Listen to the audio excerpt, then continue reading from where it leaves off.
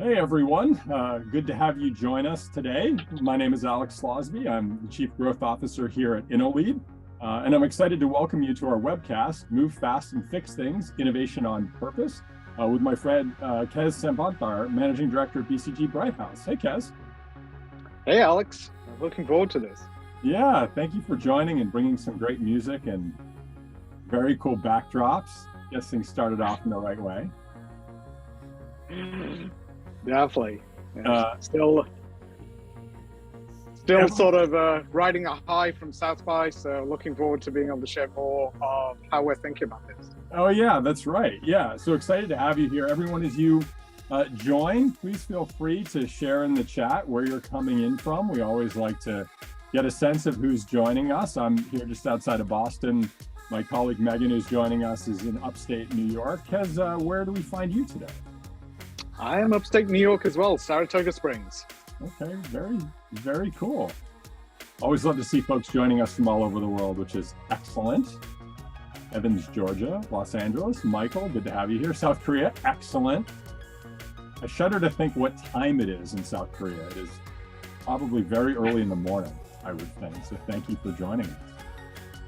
My friend Scott from Brookline, Zimbabwe. Kes, this is fantastic. Wow. Connecting the world through Zoom. Bangalore, excellent. Everybody, again, welcome. We'll get started in a minute. Once again, I'm Alex Slawsby, Chief Growth Officer here at InnoLead. Welcoming you to our webcast, Move Fast and Fix Things, Innovation on Purpose, with my friend Kes Sampanthar, who's Managing Director at BCG BrightHouse.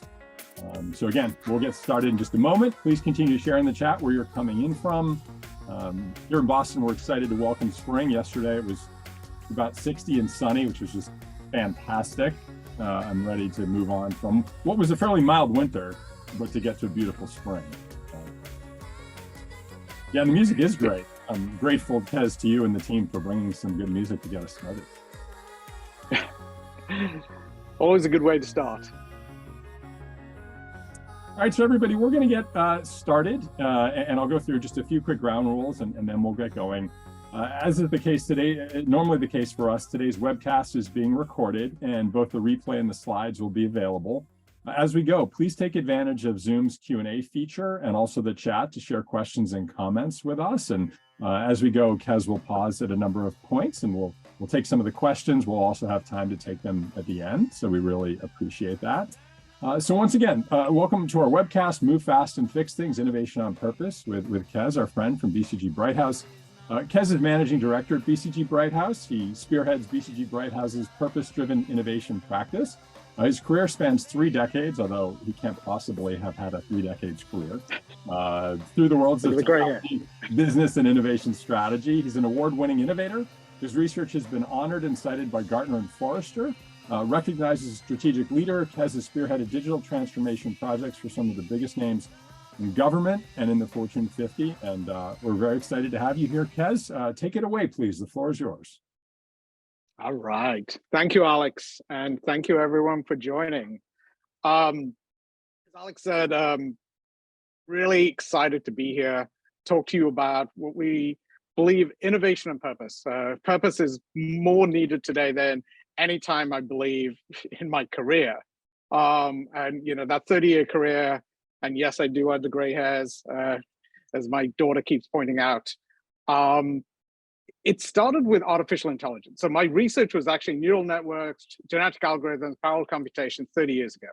So what is now deep learning and some of those aspects is how I started. I worked in R&D, I worked in data science, I worked in tech, I worked in architecture, enterprise architecture, worked through the start of the web, but I flipped over to understanding people. I flipped over to understanding the neuroscience of human behavior, got really into human-centered design, and moved into sort of digital agency space, built a innovation lab at KPMG over the last 8 years, and most recently came to BrightHouse to really help what I saw was coming at us. So this is 2022. I'm actually 1 year and a day into BCG and BrightHouse. But what I saw coming at the world was all of these technologies, all of these disruptive technologies. And looking back through my career, I felt like us as innovators, us as technologists, us as people in business and startup and VCs were not doing everything we could do to do this purposefully. And that's what worried me. So coming off the back of South by Southwest, where we held a panel last week, it was standing room only and line out the door, because what we were talking about was the day after GPT-4 just landed. And people were still riding potentially the high, the utopian sort of vision of what technology could be, but at the same time, this fear. So this idea of move fast and fix things, we need to move past that sort of early sort of model of design thinking, which was move fast and break things. It was never meant to be the way which we've seen. And I believe with some technology like AI today, I'm really excited about sharing how we think about it, because the methodologies and frameworks we're going to share with you are going to help you think through this. So before we jump in, we've actually got 2 polls. We're going to start off with the first one, Megan, which is on emerging tech. If you would like to help us think through where your head is at as you think about emerging tech.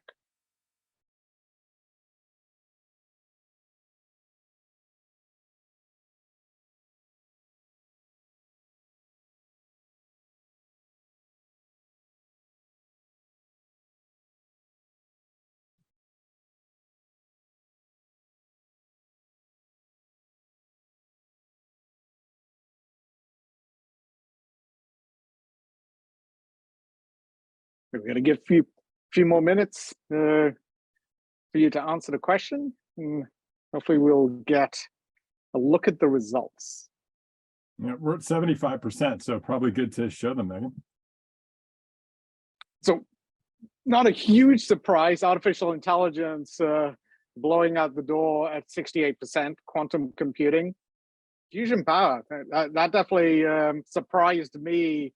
A couple of months ago, it's all been a bit of a blur, but metaverse, Web3 is in there.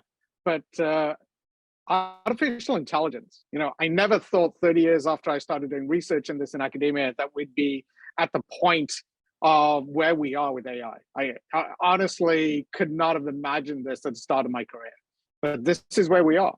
To the point, the next poll, if we go to that, Megan, is actually like to ask you a question about this, because this is what we started having lots of conversations at South by Southwest last week. So when we think of generative AI, are you in the camp of fear, uncertainty, doubt? Really about the fear of missing out, the excitement, I just want to get in and do something amazing with this technology. I know innovators in general, we tend to go a little bit more into that FOMO camp. And we definitely saw that in South by, but there was enough angst as well.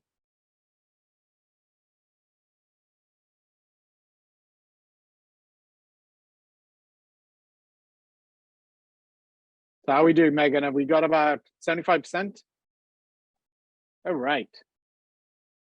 True to innovation form, 68% believe fear of missing out. And we got a good strong 32% with that sort of fun. Look, innovation, leader, the idea of generative AI, the potential, the huge scope of it is hugely exciting.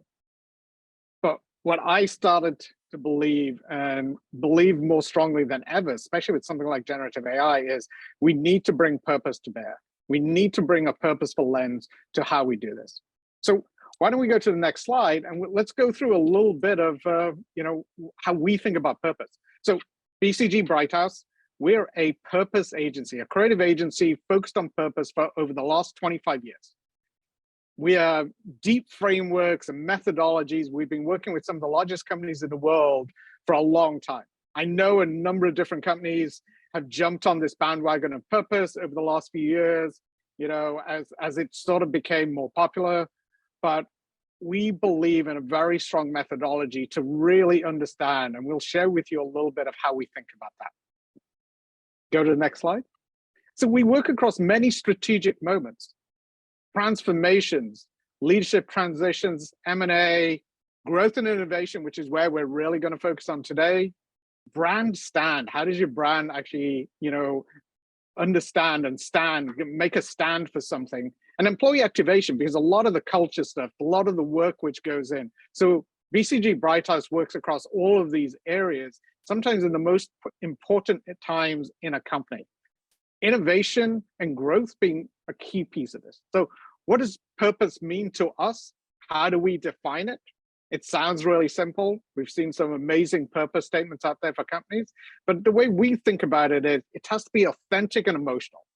It's excavated, really understanding the strengths and stories, the foundational principles of organization at its best. We do some deep, deep ethodic research to get there. What it has to achieve, it has to energize and elevate people. It has to be that rallying cry. It has to really tap into what we call universal human needs and bring that unique nature of our organization.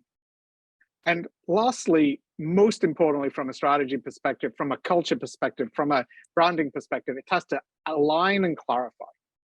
So we really go deep in understanding it. So if your purpose is the why we exist, how do you activate it? So that movement building, how do you do that? That rocket fuel, it's built on these foundational blocks: culture, strategy, innovation, branding, and it has to be measured.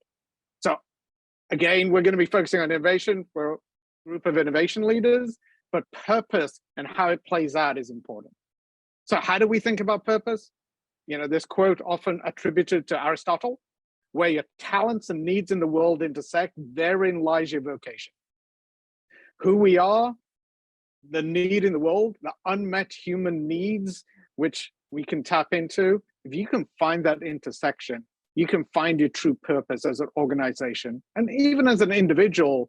And we've worked with founders and startups to really help people define their own purpose, but definitely at the organization level where we can help an organization get that clarity. So we're going to go to our first question. We're going to try and make this as engaging as possible as we go along. So every section, there's going to be sort of a series of questions. So as we think about purpose, how does purpose influence your organization? How purpose-driven is your innovation function? What role does purpose play in your strategy? These are just some prompts, but if you have some other questions you'd like to ask, please jump into the chat and we'll take a few minutes to talk through these. Yeah, so everyone, again, welcome. Please go ahead and share your thoughts in response to Kes's questions here in the chat. You could certainly use the Q&A feature. You can share your thoughts anonymously there or in a way that everybody can see it. And also, as Kes suggested, don't limit them to just these questions here. But yeah, we'd love to hear. I mean, any of you talking about purpose in your organization and its influence and its linked to innovation and the role it plays in your strategy. We'd really be curious to hear from all of you.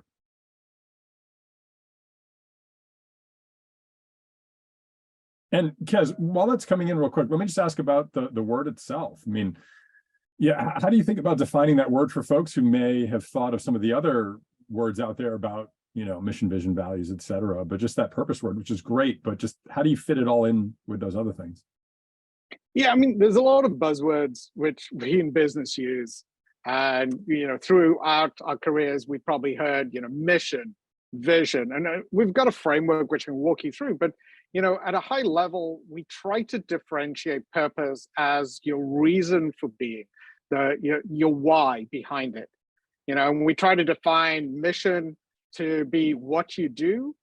And, your vision is where you're going. And a vision is something which can sort of, evolve and change. Different leaders, different strategies come along. But your why you exist as an organization can last much longer. If you get this right, you can be like, we're working with a company which has been around 185 years, looking to launch and be around for the next 185 years. So that's how, purpose to us is a very strong and clear differentiator. But I know a lot of companies have missions and visions, and some of that overlaps a little bit. So I'm looking at some of the questions coming in. So yeah, Scott, yeah, so hopefully that talked a little bit, and I've got a slide to talk a little bit about mission, vision, purpose. Jennifer, yes, purpose keeps innovation from being that shiny object syndrome. There was a great post on LinkedIn yesterday talking about I think he was talking about Karen Pryor's research in dolphins and how they would do tricks for fish.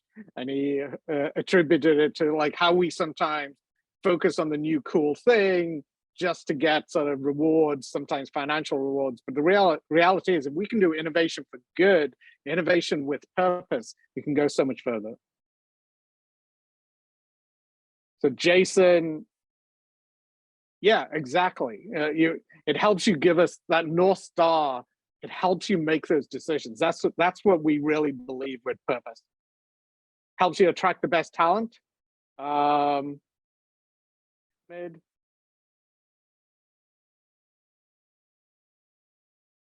Good opportunities your company turns away because it is not aligned to purpose. So I don't know if that's directed at BCG BrightHouse, but I know we've turned customers away and opportunities away. But I think, Mark, to your point, you're talking more broadly about this idea of being able to, when you align to your purpose, you can say yes and no to not only strategies, customers, opportunities, can help you differentiate.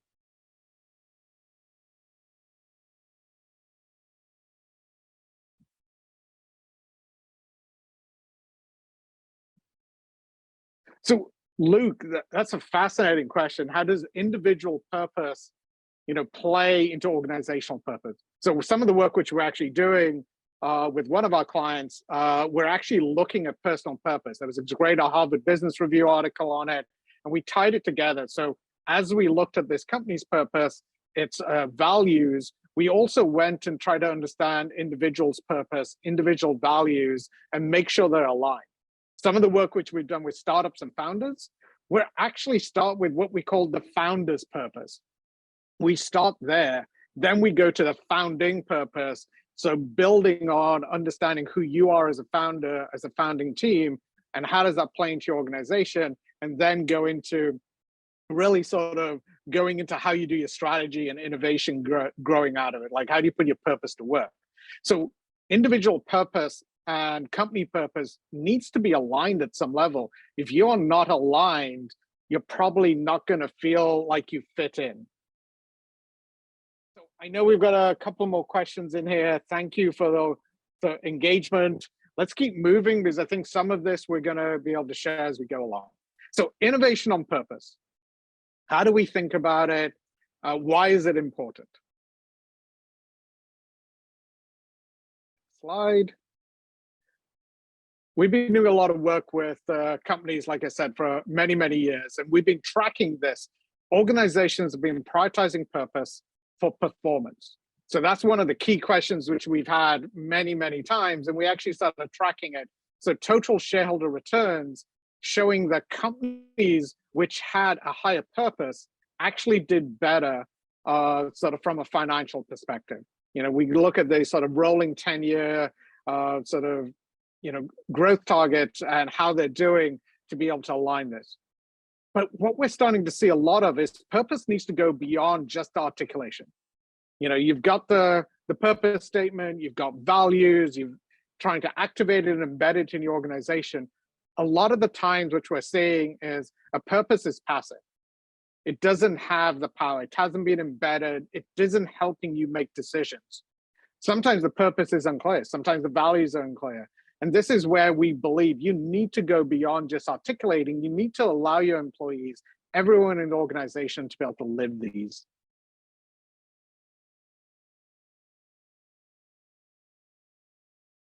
So I think we talked a little bit about it. We're in innovation, so we talk a lot about moonshots. So this idea was, if purpose is your why, the North Star, why you exist, mission is what you do.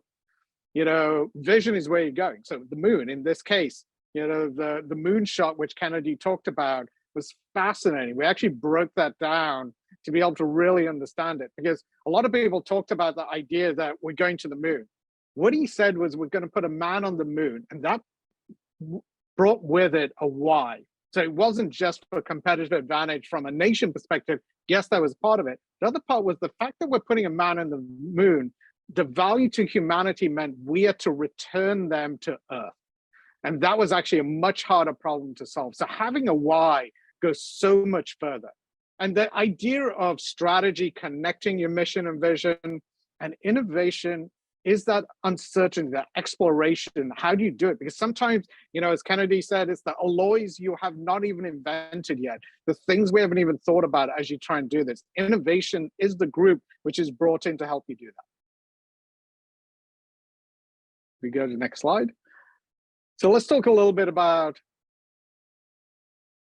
is still a #1 priority. We actually have the data coming out of the latest most innovative companies report. This is based on prior years, but it's still a #1 priority. Even coming into a year where people thought it was recession and all of this turmoil going on, it's still a #1 priority. I think we've learned our lessons from 2008, and 2019. Like, if you don't innovate into downturns or when things turn bad, you're not going to be in a competitive position.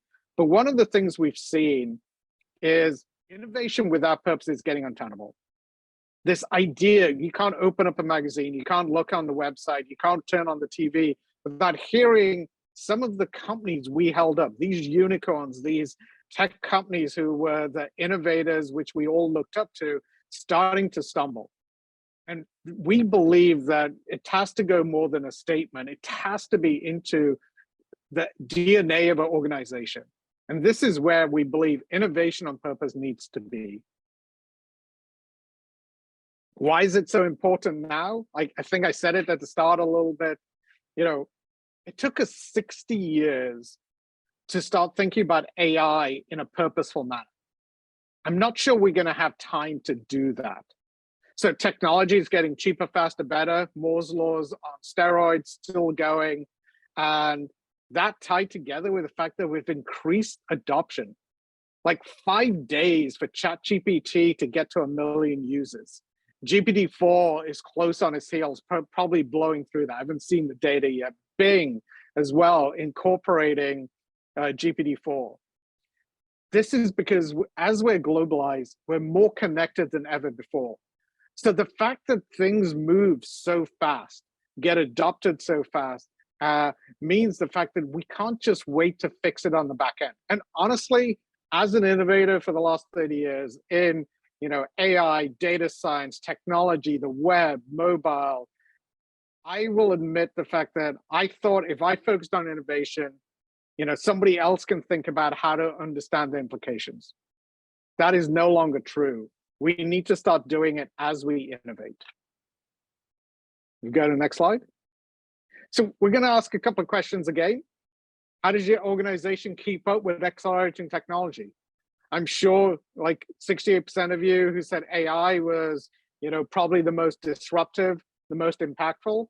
Like, you're having conversations in your organization. You're probably having conversations across, parts of the organization you never thought would be like on top of something like generative AI. I had conversations with my 8-year-old aunt about this, who's never asked me about AI research in 30 plus years since I was doing it. How's the pace of change affected innovation in your organization? How is your organization adapting to change?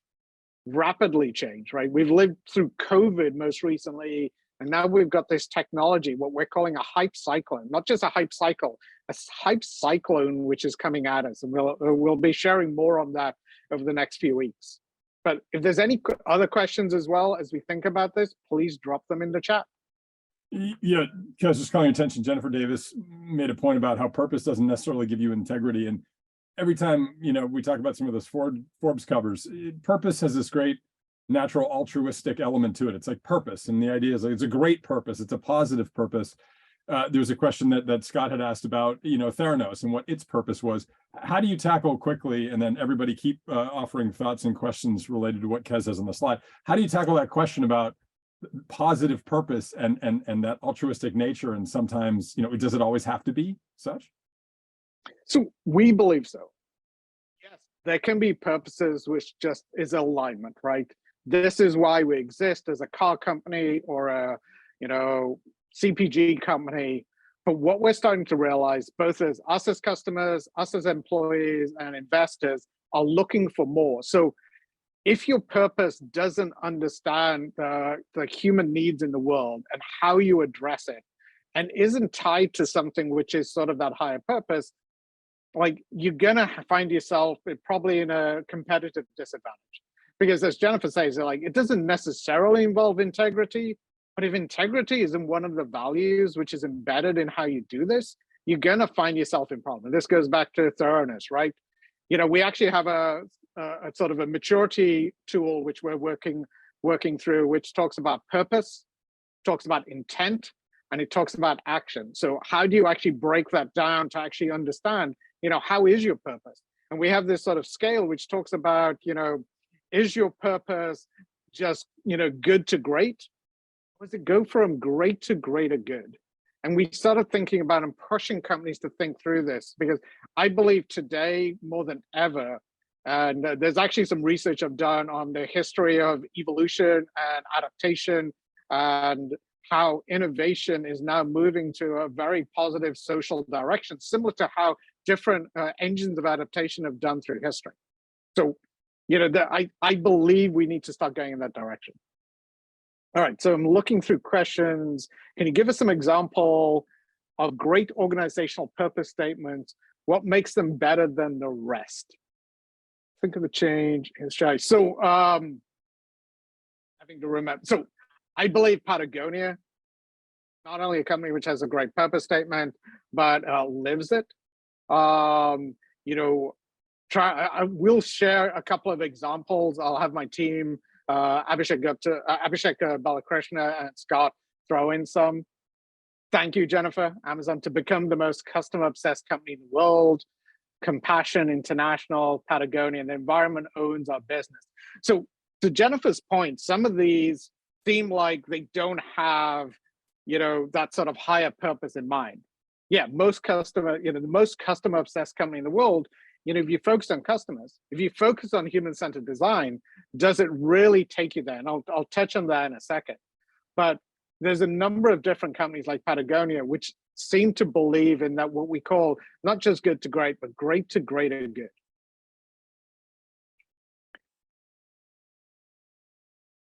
Mercedes first moved the world.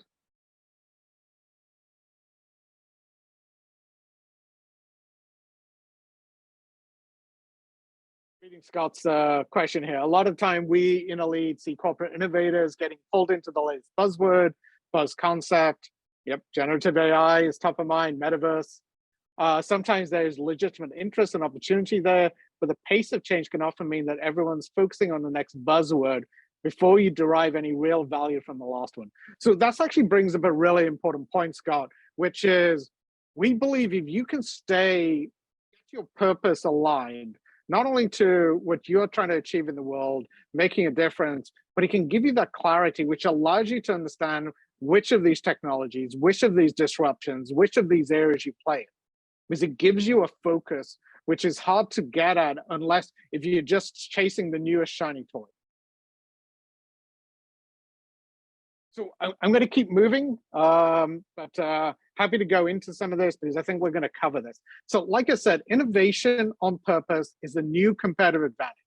As we look through the history of evolution, this idea of non-zero sum logic, which has been driving a lot of what we call engines of adaptation. So as we look at evolution driving organisms, then culture as it drew through hominid and human sort of society, and then now innovation, which is embedded in organizations.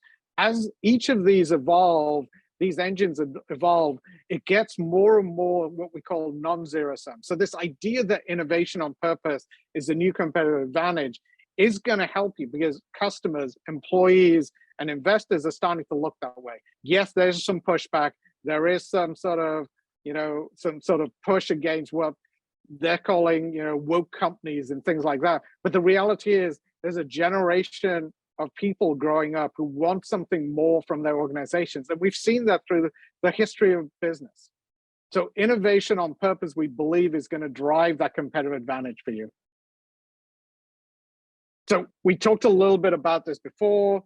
Foundation of competitive advantage is growth and ambition. We talked about how, you know, companies with purpose can drive, you know, outsized total shareholder returns, but also on the ambition side.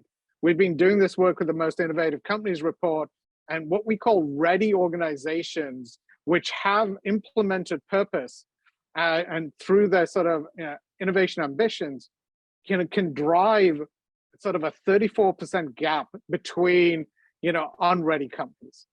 And that is a big gap. So ambition and growth as two aspects, which you can bring that together. Purpose can be that rocket fuel which can help you. So why innovate on purpose? Touched on some of this. Clarity and alignment.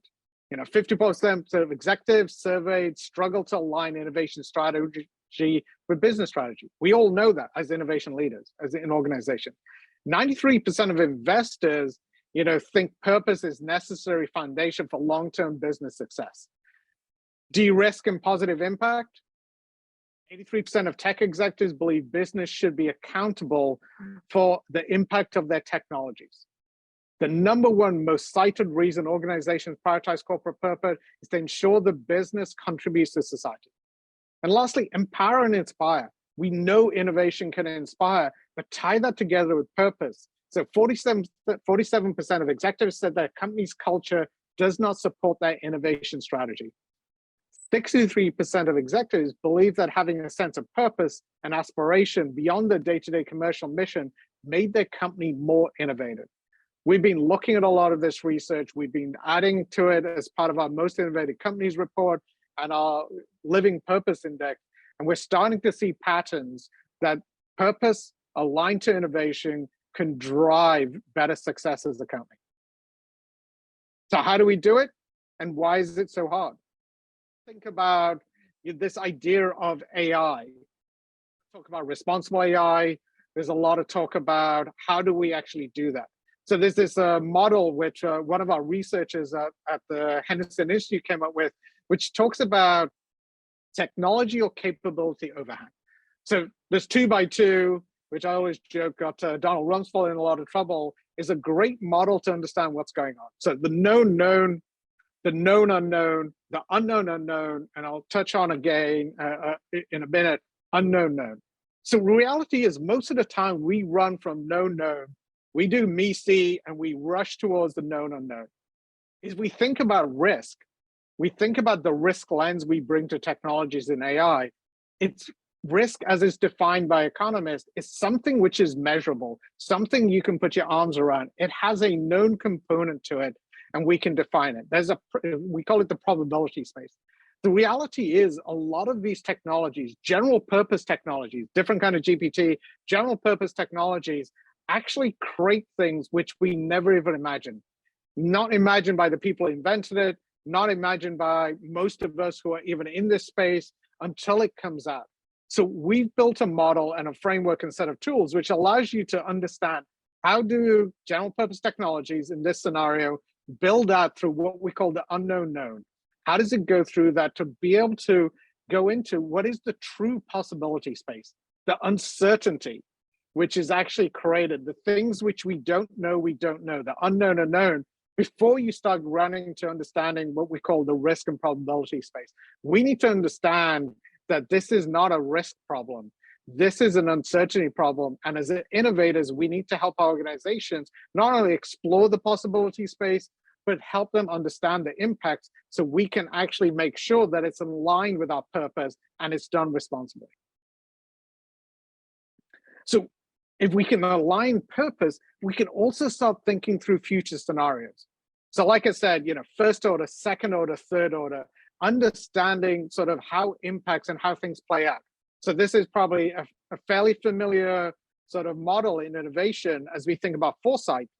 But what we've added is another dimension to it, or another lens, which is instead of just looking at the possibility of futures, the uncertainty, looking at the plausibility futures and probable futures, we have another lens which we call purposeful futures. As innovators, as some of the largest organizations in the world, if you know how to do this, you can actually shape our future. You can actually align it to that purpose, not only for the good of your organization, but the good of society. We have a lot more control about our future, how much money gets invested. Microsoft invested $10 billion in OpenAI. That's a huge investment, even in the generative AI space, which has been really hot for the last 3 years. That changed the game.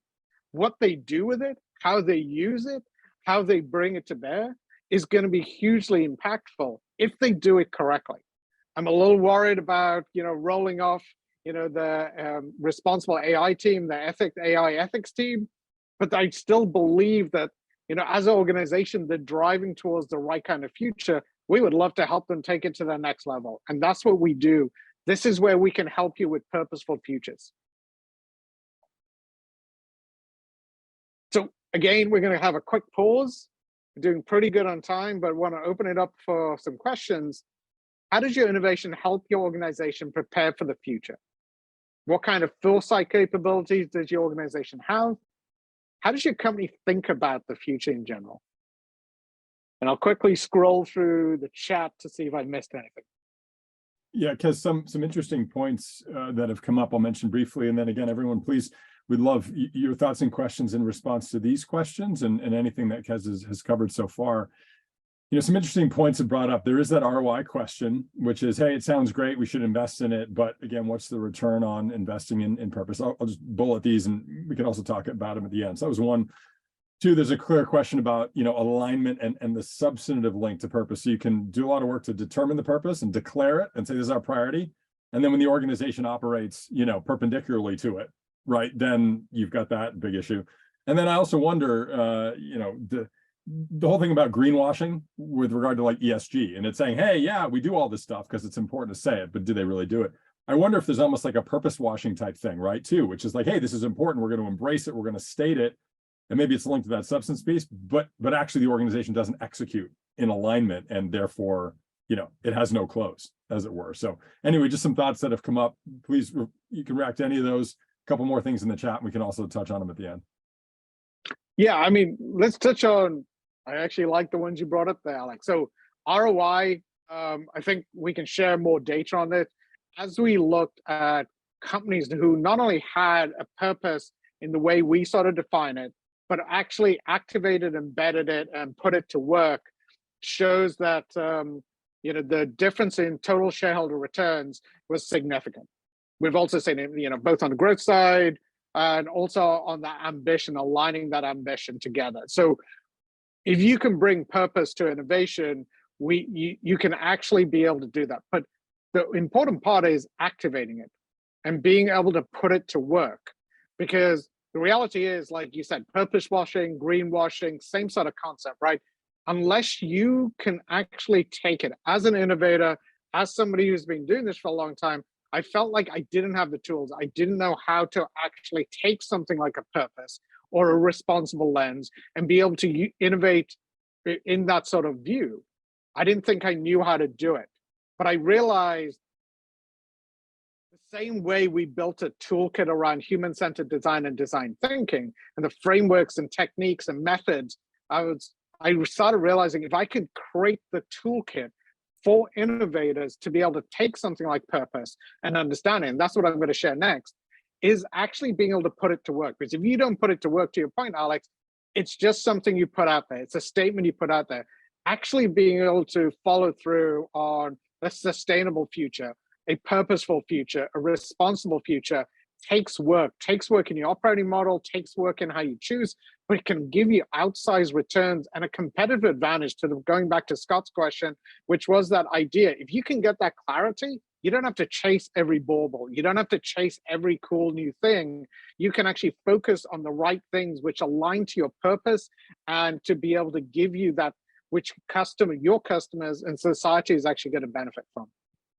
One question I'll just turn your attention to quickly. How do you think about the trade-off between adaptivity and sticking to a purpose? So if you have a purpose, you have a why. The adaptivity is very much that exploration of innovation. So having a large why shouldn't take away. So to the point, we use something called the OODA loop, which comes from fighter pilots, John Boyd, this concept of observe, orient, decide and act. We've changed that to design and act. But this idea of adapting constantly to how the world's changing is something you have to constantly do. But having a compass, which we believe will purpose provide you, allows you to do that far more effectively. We all looking at what we're calling the hype cyclone, this idea of how much money is going out against generative AI. You as an organization, how do you make sure you can navigate that? It's still OODA loop, it's still adaptability. It is still something you're going to have to do as the innovators, but you have a compass this time and not just a stage gate to be able to look at it. So it's a more dynamic tool kit which we built around this. Yes, Scott, this idea of purpose is timeless, guide us through. So the timeless why. If you can understand and really dig into not only your unique strengths, but also unmet human needs, which is something which we have deep research in, we bring luminaries in, ethnographic, like really understand where the needs are in the world, you can get to these purpose statements which are truly timeless and tap into something deeply human. And it can give you that advantage, but bringing together purpose with innovation. Innovation is the timely how with adaptive advantages in the OODA loop. It's nearly like, Alex, you had my question, my next slide in mind, and you asked that question. So these tools I've been talking about, as somebody who's been following human-centered design, loved it, fell in love with it in the 90s, been something which changed my life, literally changed my career. It got me sent to Minneapolis. That's a long story we can go into over beers, but really had to start thinking about, as an innovator, as a technologist, as an AI and data scientist, how do I design things which fit people? You know, I always joke, it's like, I felt like technologists kind of do this Procrustes bed, like we just cut off the limbs to make it fit into the bed. I realized that I need to understand more about the unmet sort of human needs. Human-centered design, design thinking changed that for me. But what I'm starting to realize is human-centered design, if you go back to its roots, was never supposed to end at human-centered.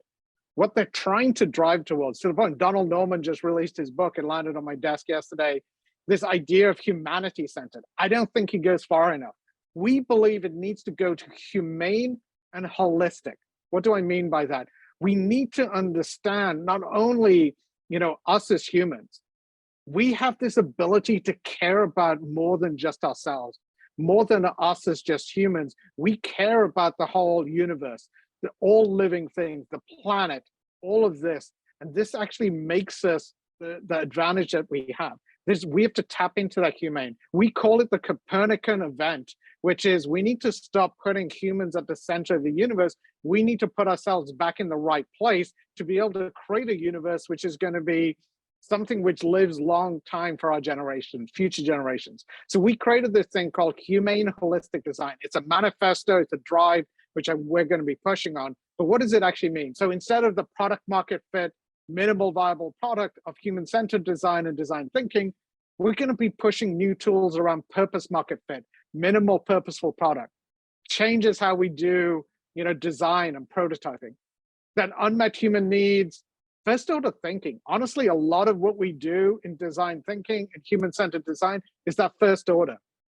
I remember when I used to develop games, it was very much that user experience, that first order interaction. When I had to design board games, I had to learn second and third order thinking because it was a second order design challenge to design a system which engages people at another level, just with sometimes with cards and a board. I took this to understand that we need to go beyond first and second order to third order thinking. We have to go beyond human needs to unmet humane and societal needs. Emerging technologies, all of them have to be ethical. There has to be, it isn't just AI. And move fast and break things was never meant to be about, you know, not caring what we did. It was always meant to be experimental and about learning. So move smart and learn things is the mantra. Move smart and fix things is what we're starting to drive towards. Go to the next slide. How do we do it? So using a set of tools, adjacent possible, systems thinking, understanding motivational design, both the dark side and good side of what drives us, has helped us create a set of tools which allows us not only to understand the first order, the second order, and third order, but understand both what could be good and what could be sort of on the dark side or the shadow impacts. So bringing this together, humane and holistic, how do we get from great to greater good? How do we go from first order to second order and third order? That's our system and methodology and frameworks that we've developed. So last question, I believe, and then we'll sort of bring it home. How do you think human-centered design should or should not evolve? What shortcomings do you see with human-centered design? And what are your thoughts on this idea of humane and holistic?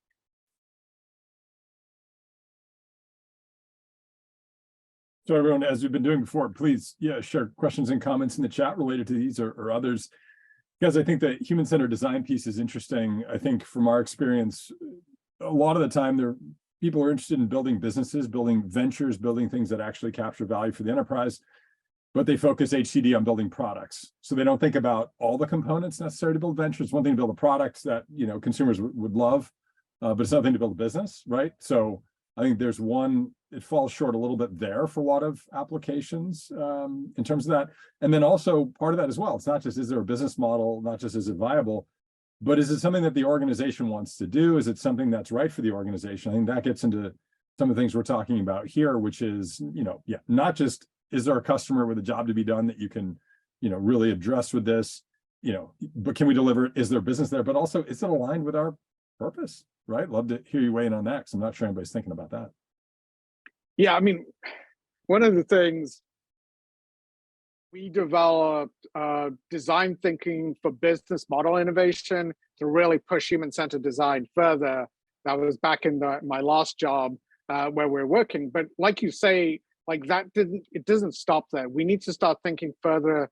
And this idea of desirability, feasibility, viability is actually one of the things we're going to talk about. How does purpose fit into that? Because that is some of the shortcomings. That is sort of a very product-centric approach, because business models are more complex. So we'll be touching on both those things, Alex, in the next slide. But I did see a couple of comments pop up.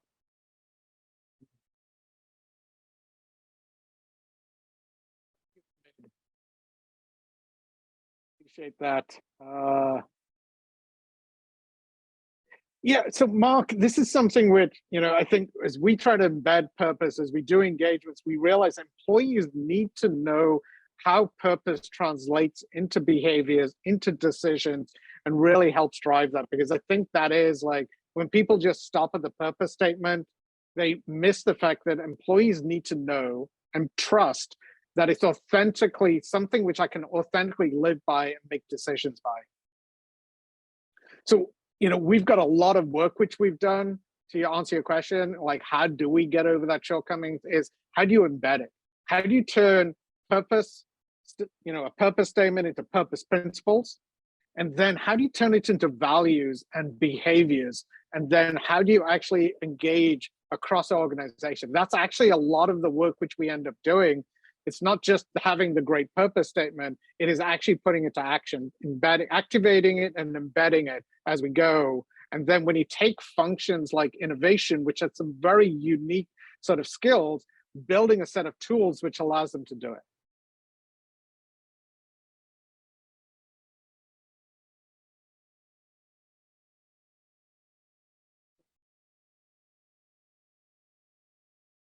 Bob. HDC seems to be done to people rather than with people. I'm glad you're on the call. I love that article you wrote on dolphins yesterday. All right, I know we've got a few more minutes. I want to share a couple more things. So one of the aspects I've been working on for a long time is one of the tools which helps you actually work through that first, second, third order. I think a lot of people talk about Jason Possible. I love Stephen Johnson's. I actually read about it coming out of complexity research, nearly 3 decades ago, and Stuart Kaufman, who had started working on it. But I've been trying to work on how do you actually make the Jason Possible into something actionable. So I created this set of frameworks and to be able to think. And the mental model I use is sort of, it's like pinball. These things interact. So how do the forces of change really understand how things play out? So I've been collecting a number of pattern libraries of how things play out through society, through business, through economics. There's also a number of what we call the steep events, which are these sort of macro events which come and hit us. Like we had SVB crash on the Friday, GPT launch on the Tuesday, right before our talk at South by Southwest. These are things which happen together. These are things which you have to walk and chew gum. You have to deal with this. These things don't happen in isolation. And understanding a framework and model is how we're starting building it to think through it. And the adjacent possible doors, these doors which suddenly open up, which never existed before. So when a technology becomes feasible, it opens up a possibility space which never existed before. How do you use that? How do you explore that? And those are some of the tools and techniques as we think about this adjacent possible framework of making this actionable. Go to next slide, and then we can bring it home to, so this is what, Alex, I think you were talking about. So a lot of the times we focus on innovation, which is it feasible? Can we build it? Is it desirable? Do customers want it? Is it viable? Is there a business here? Can we actually do this in a sustainable, in a financially sustainable model, right? You know, DVF has been the mantra we've done in innovation for a long time, especially as we think about product market fit. We believe overlapping that with a purpose, bringing that as the sort of fourth dimension to this, really brings a new lens. So it isn't just feasibility, you know, can we build it? Desirability, do they want it? Viability, you know, can we make money at it? But purpose is, should we build it?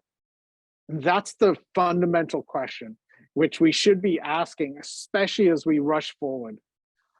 So this to us is why purpose-driven innovation is more important today than any other time in my history as an innovator and my career, and why I wanted to end my career trying to fix, you know, what I see coming at us as this coming storm of disruptive GPTs, general purpose technologies, not the AI stuff. All of these are going to come at us faster than we've ever seen. And I feel like us as innovation leaders need to be at the front trying to help our companies and helping society in the long run be able to deal with this. So did want to leave the last sort of 9 minutes or so to any of the questions and make sure that I answer the ones which you've already dropped in. Yeah, Kes, lots of great stuff in the chat. Give you a moment to just skim through. So Namrata, I see your question. Challenge of considering second or third order impact that can slow you down. Makes you stop and ask whether this is the right thing to do for society. How do we do that effectively in a competitive system focused on short-term incentives? We're trying to create better tools so you can do it in, you know, an accelerated fashion. You know, I've worked in innovation, I've done experiment by design, you know, I've done a lot of these like really fast engagements. I believe you can get much smarter and do this using things like adjacent possible simulations and techniques we've built. We've built them to be able to be done in bite-sized chunks. This isn't about, you know, predicting and nailing exactly what's going to happen. It's thinking through a little bit further, understanding that technology overhang, understanding the unknown unknown to be able to say, we saw it with Shell back in the day when they could predict a handful of scenarios. We've got more powerful tools today which go beyond that sort of messy thinking, and we can actually start exploring this. It isn't just a risk lens, it really is. So, you know, as we say in risk and a lot of the work in responsible, they talk about things like red teaming. We've created a technique called rainbow teaming, which actually bring multiple parties together as innovators, divergent thinkers, entrepreneurs, and how they come together with some of these to be able to explore the possibility space. So we believe we can do it in a, you know, timely manner. And it's not about getting it right. It just is getting a little smarter about this ahead of time.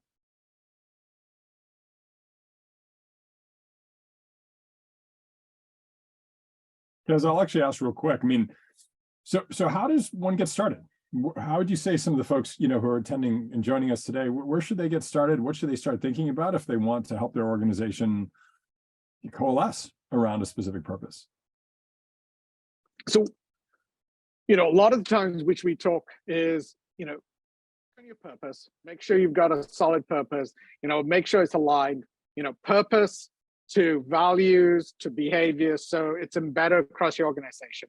Once you've got that, that's when you start bringing the lens of innovation, bringing purpose in to be able to, like, we have sort of a 3-phase approach which we talk, which is discover, which is really understanding your purpose; navigate, which is this sort of middle phase, which is where innovation and purpose meet to be able to explore things like the possibility space, rainbow teaming, really understand that, and then go through sort of the last phase, which is, how do you actually activate on it and how do you actually take it to action, is really how do you design things. So instead of MVPs, we've got minimal purposeful products, which is very much this idea of like, how do we create things which help us imagine things which we never could have thought about before? So there is sort of an approach to this: start with purpose, really understand and explore that unknown, the possibility space, to be able to understand how it aligns with purpose, and then be able to take it to action. And it shouldn't take any longer than a lot of the innovation projects we already do.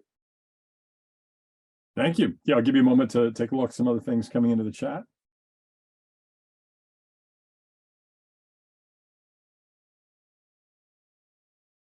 Idea. Mahmoud, yes, TikTok CEO testifying against his ban of his app in Congress. We actually went to South by expecting to have a conversation about the future of social media. We actually created a really interesting minimal purposeful product, our first one, which was actually a positive social media, a purposeful conversation based upon a game that we designed, researched and designed, called Go On. And we were expecting to talk about social media because fix that, but we ended up talking about AI instead.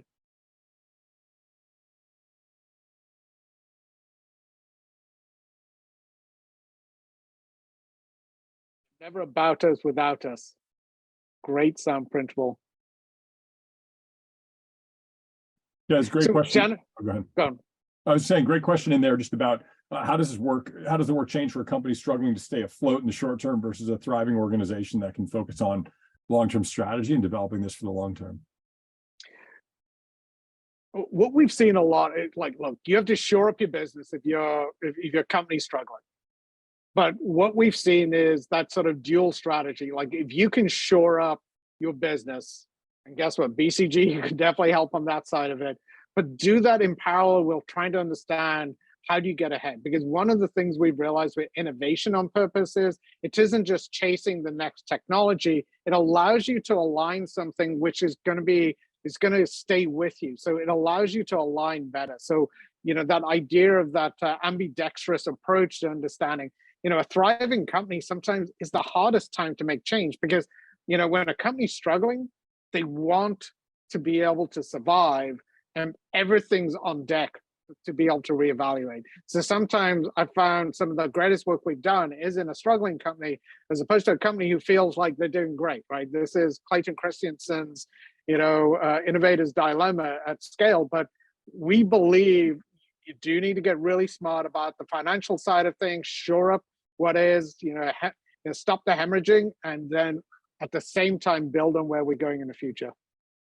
Yes, that's great. Thanks. And my colleague Megan is just going to put into the chat. We just put together a content series that we worked on with Kes and the team, where we interviewed 12 senior leaders talking about how to define, communicate, and operationalize purpose. And we've got examples and advice there. So Megan's put that in. Of course, you can reach out to us and Kes and the team if you want to dig in more deeply. And we're going to record the chat and Q&A and all that, so we can certainly be in touch if your questions weren't addressed. And again, the replay and the slides will be posted after the fact. Kes, let me give you a moment to wrap it up, and then we'll just thank everybody for joining. Well, thank you, Alex. Thank you, InnoLead. Thank you, Megan, and all the team supporting me. Thank you, everyone, for joining into this conversation. I believe there's no other time more important to be able to do this. But what's the best time to plant a tree? 30 years ago, and the next time is today. So I can't think of a better time to start doing this, and I can't think of a better group of people who are qualified to do this as innovation leaders. So come join the movement, the manifesto, humane holistic design. Let's try innovating on purpose, because that's the only way we're going to make this world a better place for not only us, but future generations. So thank you, everyone. Yeah, Kes, thanks so much. Everybody, thanks so much for joining. Again, replay and slides will come out. Please do follow up if you've got additional questions. Again, Kes and team, thank you so much to all of you around the world. Hope you have a wonderful rest of your day or evening or whenever it may be. Thank you. Thank you. Thanks, everyone.